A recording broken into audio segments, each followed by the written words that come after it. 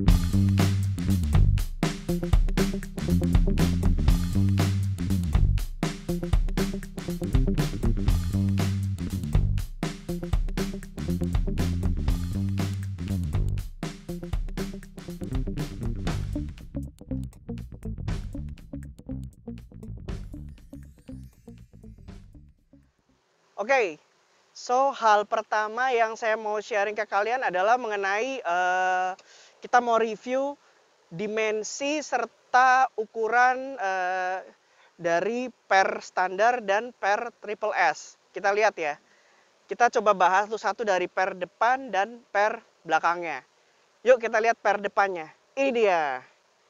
Nah, kalau kalian lihat dari gambar ini ya, ini adalah per depan Honda Brio yang standar, yang warna hitam yang standar versus yang lowering kit yang Triple S, yang warna ungu itu yang Triple S.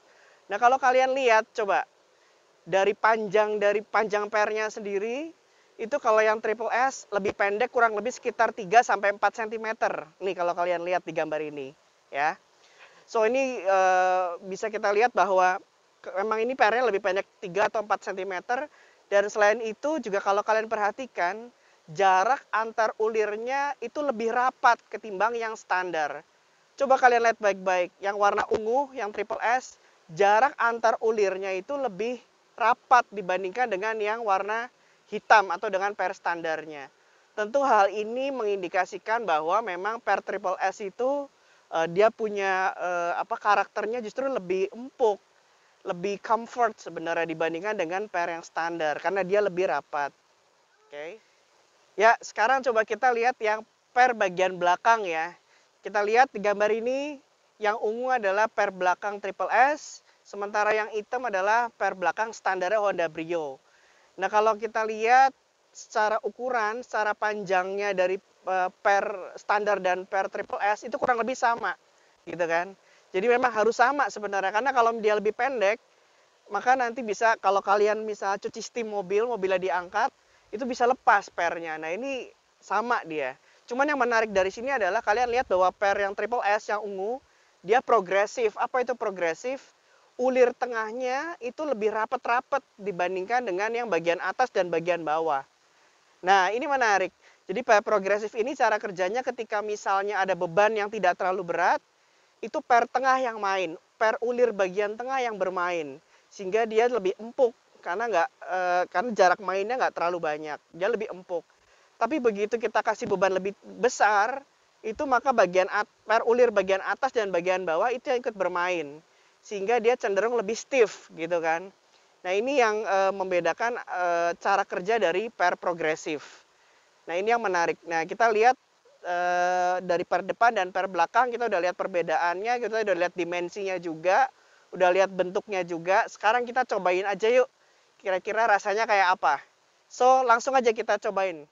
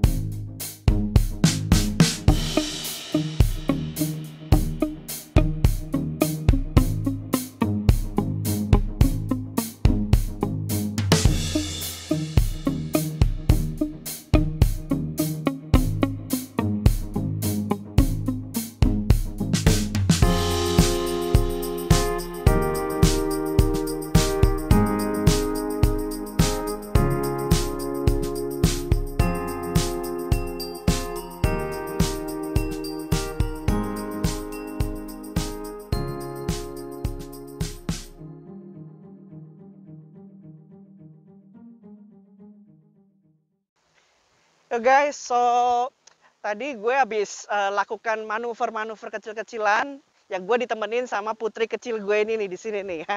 Jadi gue tadi udah cobain kiri kanan kiri kanan kiri kanan kiri kanan pakai per triple S ini bareng putri kecil ini. So gue mau rangkum ada 3 kelebihan dan 3 kekurangan yang menurut gue, tapi ya menurut saya selama saya pakai per triple S ini di Honda Brio. Kelebihan yang pertama adalah kalau buat harian ini gue pikir karena per ini cukup lembut, cukup nggak terlalu keras, jadi rasanya dibuat harian masih cukup nyaman gitu loh. Jadi enak, nggak terlalu kayak naik kuda atau kebanting-banting tuh nggak, tapi cukup pas. Yang kedua adalah dia punya tingkat keceperannya juga pas, tidak terlalu pendek dan tidak terlalu gapnya terlalu tinggi. Jadi ini pas banget lah, kurang lebih kalau kita lihat tadi dari fotonya. Depan kita dapat 2 jari jarak fender dan ban, dan yang belakang juga kurang lebih sekitar 2 jari jarak fender dengan ban. Oke. Terus yang paling ketiga adalah kelebihan ketiga menurut gue adalah harganya. Per ini harganya reasonable banget gitu loh. Ini reasonable banget. Ini kalau dibandingkan dengan per lain seperti yang kayak Tain atau Eba itu lebih mahal. Nah ini per dari Triple S ini yang Taiwan ini cukup kompetitif lah. Dia sekitar 2,7 sampai 3 juta lah termasuk pasang waktu gue beli per ini satu set. Oke, nah sekarang mengenai kekurangannya. Kekurangannya juga ada 3. Yang pertama adalah kalau buat harian sih memang oke. Tapi kalau buat kalian yang pengen mengejar handlingnya lebih mantep lagi, buat nikung kenceng itu lebih nggak goyang lagi, body rollnya lebih minim lagi, per ini rasanya kurang pas. Karena karakter per ini masih terlalu agak kurang keras gitu loh, kurang stiff banget tuh kurang gitu loh. Masih agak ngayun. Jadi kayaknya itu kurang pas kalau buat kalian yang ngejarnya bener-bener buat kepengen manuver lebih lincah lagi. Terus kemudian yang kedua adalah per ini nyarinya susah. Jadi nggak banyak dealer yang sudah menjual per ini, nggak banyak. Jadi kalau kalian cari per EIBA atau per 10 itu banyak, tapi kalau per Triple S itu agak susah nyari dealernya. Terus yang ketiga sih memang secara build quality udah cukup oke. Cuma menurut gua dia punya diameter dari ulirnya tuh masih lebih tipis dibandingkan dengan per standarnya. Jadi kesannya tuh agak sedikit kurang mantep aja gitu loh. Kayak sedikit agak ringkih gitu loh. Hei, kan kamu ngapain tuh? So, itu kekurangan dari per ini. So, kembali lagi kepada kalian, tergantung kebutuhan lah. Kalian mau yang mengejarnya nyaman atau buat daily use, itu oke lah per ini. Tapi kalau kalian mau ngejarnya buat yang performa untuk lebih manuver lebih gesit lagi apa segala macam, rasanya kalian butuh per yang lebih stiff lagi dari ini, yang spring rate-nya mungkin lebih tinggi daripada ini. Itu aja. Oke, sekian dulu video kali ini. Oh ya, buat kalian yang belum pernah nonton review modifikasi dari Brio kuning yang saya lakukan ini, please tonton di link ini. Oke, jangan sampai ketinggalan. Saya sudah bahas review lebih detail mengenai modifikasi Brio kuning ini plus budget-budgetnya berapa sih. Nah, itu tonton video ini. So, sekian dulu video kali ini dan please hit like kalau kalian menyukai video ini. Terus share, menurut kalian bermanfaat video ini, please share. Dan yang paling penting adalah subscribe channel ini guys. Subscribe itu gratis guys. So, jadi kalian tidak pernah ketinggalan dalam setiap video yang saya posting berikutnya.